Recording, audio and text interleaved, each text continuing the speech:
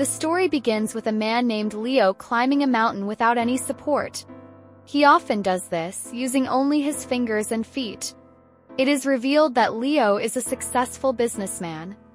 Suddenly, something unexpected happens. He falls from the mountain. The height is so great that he dies instantly.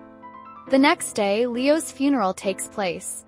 His family is there, including his twin brother Elias, who looks exactly like him, along with their mother and Leo's wife. Police officer Georges is taking photographs, suspecting that Leo might have been murdered rather than dying from an accident. A detective named Nick arrives, pretending to be from an insurance company. He meets Elias's wife, Penelope.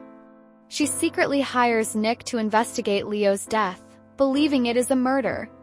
She offers double the money and insists the matter stays between them. Nick agrees and moves into a distant house to work on the case in secrecy. Nick's personal life is also shown. He has a family he leaves behind for this mission. He goes to the police station and bribes an officer to access Leo's death photos and x-rays. He notices that Leo's fingers were broken, which raises suspicions. He also learns another officer was initially assigned to the case. Nick meets him and introduces himself as someone from the insurance company. However, Georges insists it was an accident and refuses to reopen the case.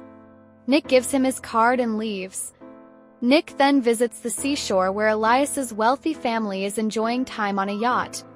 He sees Elias arriving with a boat and leaving in a car. Nick follows him.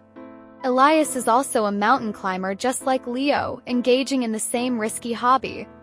Nick approaches him and pretends he is from America to discuss some debt Elias's company owes. They go to a coffee shop and talk. Elias shares memories about Leo, mentioning how much he loved his brother despite their fights. Meanwhile, Georges secretly records their conversation from his car.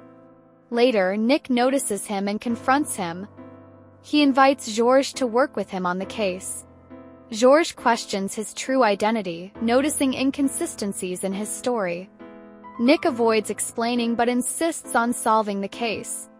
Georges agrees to help and shares the recording, from which Nick learns more about Elias's behavior and speech.